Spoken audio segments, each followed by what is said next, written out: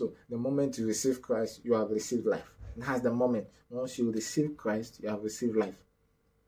So outside Christ, you cannot receive life. That's it. That's the meaning. So a man has a relationship with God.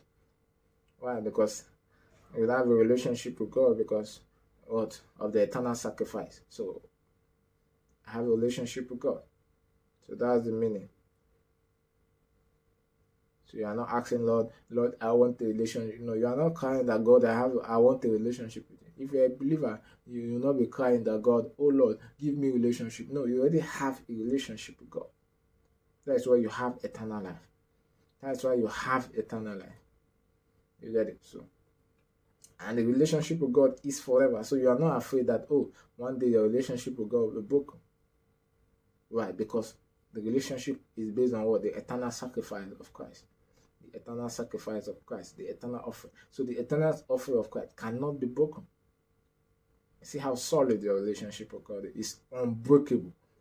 You understand? So you are not trying to say, oh, I don't want to do this. I want to do this because, oh, if I don't do this, my relationship with God will be broken.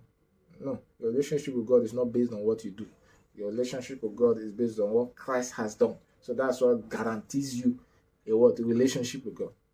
That's why you have a relationship with God. That's why I have a relationship with God, not because of what I do or how I live. No, I have a relationship with God because what Christ has done. So the basis of what Christ has done, that's why I have a relationship with God.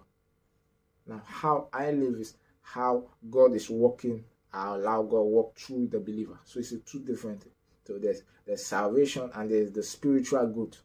How you walk in what you have received. It's called the spiritual growth. Understand? And all believers, the rate at which they grow is the rate at which they allow God to walk through them. You understand? So God does not force himself.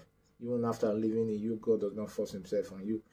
He just wants to walk through you, and grow you spiritually.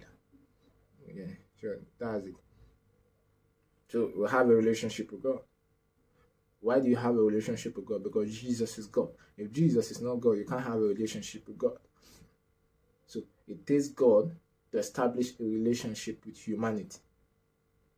It's not that humanity established a relationship with God. No, it is God that established a relationship with humanity. You could see it. God offered with humanity.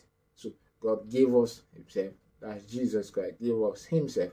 We received. You get it? So you are in what? Relationship with God. You are the beneficiaries of what relation. So that's why we say have a relationship with God.